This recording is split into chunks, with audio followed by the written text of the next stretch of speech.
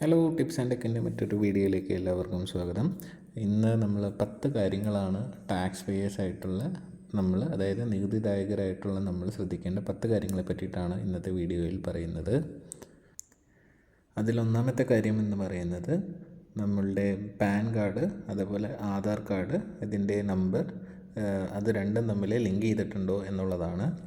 അപ്പോൾ ഒന്നാമത്തെ കാര്യം പാൻ കാർഡ് അതുപോലെ ആധാർ കാർഡ് ലിങ്ക് ചെയ്തിട്ടുണ്ടോ എന്നുള്ളതാണ് നമ്മൾ ആദ്യമായിട്ട് ചെക്ക് ചെയ്യേണ്ടത്. ഇനി രണ്ടാമത്തെ കാര്യത്തെപ്പറ്റി സംസാരിക്കാം. രണ്ടാമതായി നമ്മൾ ശ്രദ്ധിക്കേണ്ടത് നമ്മുടെ ബാങ്ക് അക്കൗണ്ട് നമ്പറും അതുപോലെ അതിനനുബന്ധമായിട്ടുള്ള IFSC കോഡും ഏത് ബ്രാഞ്ചിലാണോ ഓരോ ബ്രാഞ്ചിലും അവരുടേതായ IFSC കോഡുകളുണ്ടാവും. അത് തമ്മിൽ ശരിയാണോ എന്ന് പരിശോധിക്കുക. ഒരക്കമോ ഒരു അക്ഷരമോ തെറ്റിയാൽ പോലും റീഫണ്ട് വൈകുന്നതാണ്. അപ്പോൾ അതിനുള്ള സാധ്യത കുറയ്ക്കാൻ വേണ്ടിയിട്ട് എല്ലാവരും ബാങ്ക് അക്കൗണ്ടിൻ്റെ IFSC കോഡും അതുപോലെ അക്കൗണ്ട് നമ്പറും കറക്റ്റാണെന്നൊന്ന് വാലിഡേറ്റ് ചെയ്യാം.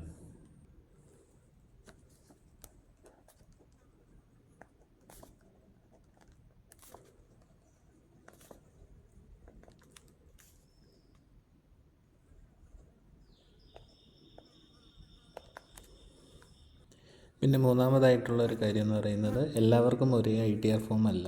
പലതരത്തിലുള്ള ITR ഫോം ഉണ്ട്. ITR 1, ITR 2 അങ്ങനെ. അപ്പോൾ ഓരോരുത്തരവർക്ക് അനുസൃതമായിട്ടുള്ള ITR ഫോം വേണം ശ്രദ്ധിക്കുക. അപ്പോൾ മൂന്നാമത്തെ കാര്യം എന്ന് പറയുന്നത് കറക്റ്റായിട്ടുള്ള ITR ഫോം നമ്മൾ സെലക്ട് ചെയ്യുക എന്നുള്ളതാണ്. അതുപോലെ നമുക്ക് കിട്ടുന്ന ഫോം 16 മാത്രം നോക്കി നമ്മൾ റിട്ടേൺ ഫയൽ ചെയ്യരുത്. ഫോം 26ASഉം അതേപോലെ ഫോം 16ഉം ആനുവൽ ഇൻഫർമേഷൻ സ്റ്റേറ്റ്മെൻറ്റ് AASഉം കൂടി പരിശോധിച്ചതിന് ശേഷം മാത്രം നമ്മൾ റിട്ടേൺ ഫയൽ ചെയ്യാനായിട്ട് ശ്രദ്ധിക്കുക.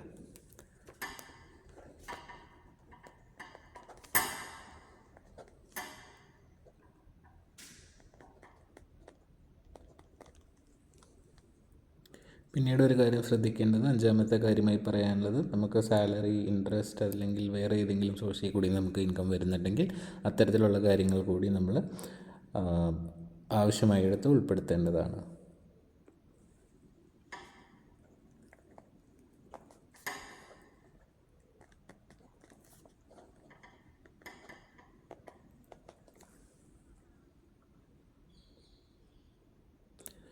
അതുപോലെ നമുക്ക് ഒരുപാട് ഡിഡക്ഷൻസ് കാണിക്കാനുള്ള ഓപ്ഷൻസ് ഉണ്ട് റിട്ടേൺ ഫയൽ ചെയ്യുന്ന സമയത്ത്.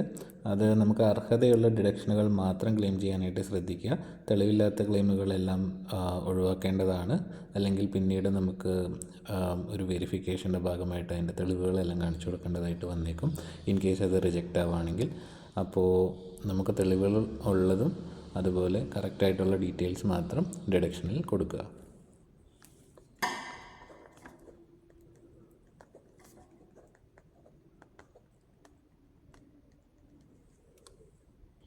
ഇനി ഏഴാമത്തെ കാര്യം എന്ന് പറയുന്നത്, നമ്മൾ എല്ലാ ഡീറ്റെയിൽസും ഫില്ല് ചെയ്തതിന് ശേഷം നമ്മൾ നമ്മുടെ ഫയൽ വെരിഫൈ ചെയ്യാനായിട്ട് ശ്രദ്ധിക്കണം.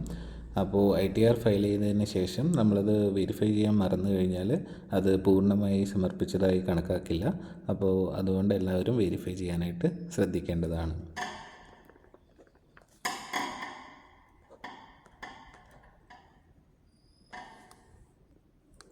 ഇനി എട്ടാമത്തെ കാര്യം എന്ന് പറയുന്നത്, നമ്മുടെ മൊബൈൽ നമ്പർ, ഇമെയിൽ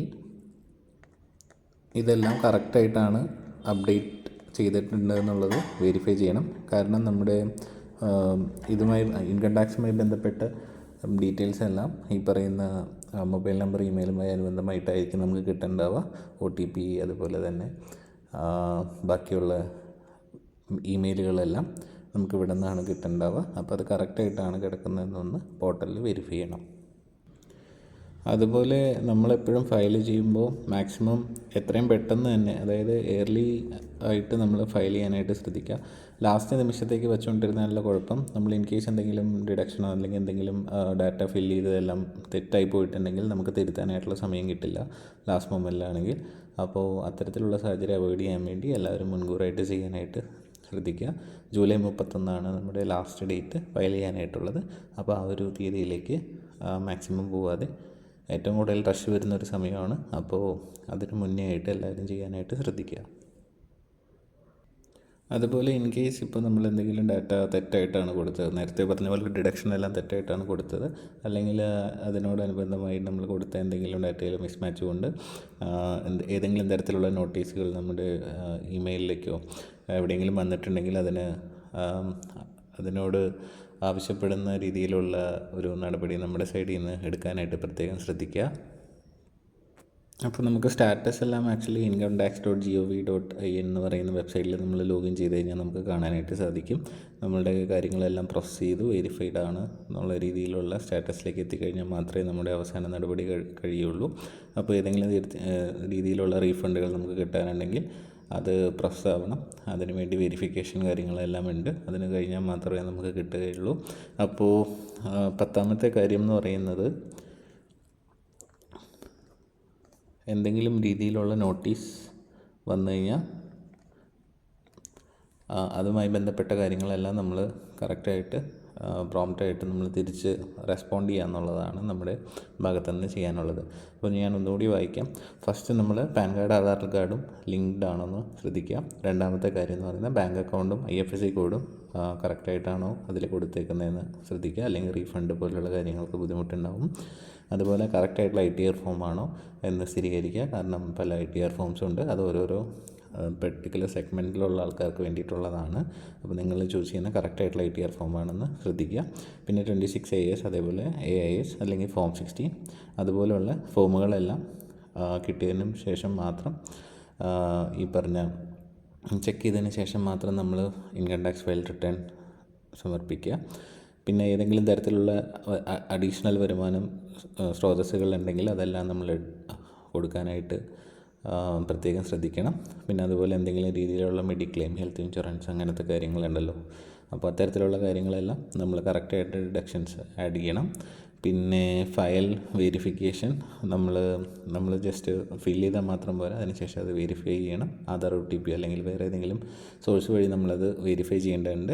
അപ്പോൾ അതിന് വേണ്ടിയിട്ട് നമ്മൾ എന്തായാലും മൊബൈൽ നമ്പർ അതേപോലെ ഇമെയിൽ അഡ്രസ്സും കറക്റ്റായിട്ട് കൊടുത്തിട്ടുണ്ടോ എന്ന് ചെക്ക് ചെയ്യേണ്ടതുണ്ട്. പിന്നെ മാക്സിമം വൈകാതെ തന്നെ ഏറ്റവും ആദ്യം തന്നെ നമ്മൾ എയർലി ആയിട്ട് തന്നെ ഫയൽ ചെയ്യാനായിട്ട് ശ്രദ്ധിക്കുക. ലാസ്റ്റ് മൊമെൻറ്റിലേക്ക് വെച്ച് കഴിയുമ്പോൾ നമ്മുടെ വെബ്സൈറ്റും കാര്യങ്ങളെല്ലാം ഒരുപക്ഷെ സ്ലോ ആയി നമുക്ക് കിട്ടാതെ വന്നേക്കാം. അപ്പോൾ അത്തരത്തിലുള്ള സാഹചര്യങ്ങൾ അവോയ്ഡ് ചെയ്യാൻ വേണ്ടിയിട്ടാണ് നമ്മൾ മുൻകൂട്ടി ജൂലൈ 31 ലാസ്റ്റ് ഡേറ്റിന് മുന്നേ ആയിട്ട് എല്ലാവരെയും ഫയൽ റിട്ടേൺ ചെയ്യാനായിട്ട്, ഇൻകം ടാക്സ് ഫയലിംഗ് ചെയ്യാനായിട്ട് എല്ലാവരോടും അഭിപ്രായപ്പെടുന്നത്. അതുപോലെ നമ്മൾ ഇടയ്ക്കിടയ്ക്ക് നമുക്ക് ഈ പറയുന്ന ഫയൽ റിട്ടേൺ ചെയ്തതിന് ശേഷം ഏതെങ്കിലും തരത്തിലുള്ള നോട്ടീസുകൾ വന്നിട്ടുണ്ടോ എന്ന് നമ്മൾ ചെക്ക് ചെയ്യേണ്ടതാണ്. എന്തെങ്കിലും രീതിയിലുള്ള നടപടികൾ നമ്മുടെ സൈഡിൽ നിന്ന് പെൻഡിങ് ആയിട്ടുണ്ടെങ്കിൽ അതും ചെയ്യേണ്ടതാണ്. ഈ പറഞ്ഞ 10 കാര്യങ്ങൾ നമ്മൾ കറക്റ്റായിട്ട് ചെയ്ത് കഴിഞ്ഞാൽ നമുക്ക് നല്ല രീതിയിൽ വേറെ പ്രശ്നങ്ങളൊന്നും ഇല്ലാതെ തന്നെ ഒരുപക്ഷെ നമുക്ക് ITR ഫയൽ യാതൊരു തരത്തിലുള്ള ഡിപ്പെൻഡൻസിയും ഇല്ലാതെ നമുക്ക് ചെയ്തെടുക്കാനായിട്ട് സാധിക്കുന്നതാണ്. അപ്പോൾ ഇതുപോലുള്ള ഉപകാരപ്രദമായിട്ടുള്ള വീഡിയോകൾ നിങ്ങൾക്ക് ഇനിയും ആവശ്യമാണെന്നുണ്ടെങ്കിൽ, ടാക്സ് റിലേറ്റഡ് ആണെങ്കിലും അല്ലെങ്കിൽ വേറെ എന്തെങ്കിലും രീതിയിലുള്ള ടോപ്പിക്കുമായി ബന്ധപ്പെട്ടാണെന്നുണ്ടെങ്കിൽ ദയവായി താഴെ കമൻറ്റ് ചെയ്യുക. അതിനെപ്പറ്റി നമ്മൾ അടുത്ത വീഡിയോ ചെയ്യുന്നതായിരിക്കും. ചാനൽ സബ്സ്ക്രൈബ് ചെയ്യുക നിങ്ങൾക്ക് ഇഷ്ടമാകുന്നുണ്ടെങ്കിൽ. താങ്ക്